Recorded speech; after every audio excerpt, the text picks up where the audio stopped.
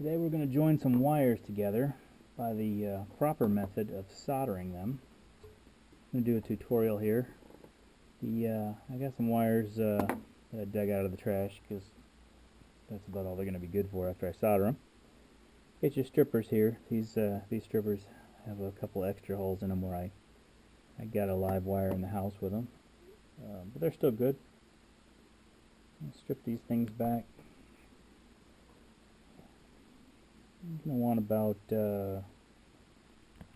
7 or 8 inches stripped back like that to do a proper solder joint. And you're going to twist them together like this, really tight.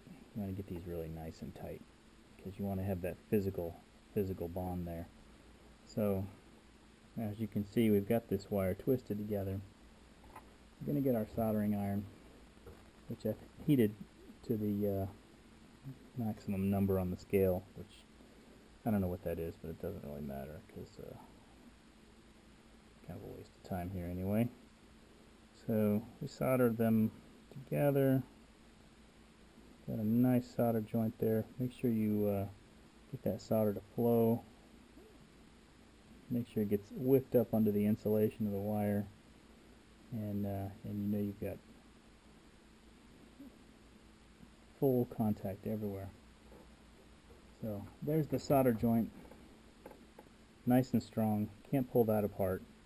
We got these sharp edges here; those are really good, and some really stiff parts here, so you can't bend the wire anywhere near that joint. To finish it off properly, I've got some tape. This is the good stuff. You can see it's UL listed. So I'm going to take this tape and I'm going to go ahead and cover this solder joint. Again, the proper way to connect two wires together. Get a nice generous amount of tape and rip that off like that. You don't want to use any scissors or knife or anything like that. And then we're just going to wrap it around here like this. So there you go. I might have gotten too much tape here. It doesn't matter. I'll just pull that off. There we go. Got that.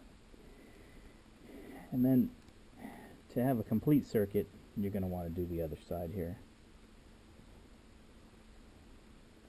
Just like this. Twist those together and get those nice and tidy like that. And again, get your soldering iron. You got to heat the wires up and flow the solder in. That's the correct way to do this here. And then get it really in there. Perfect. That smoke, that lets you know you've done a good job. So there you go. Proper way to connect wires together.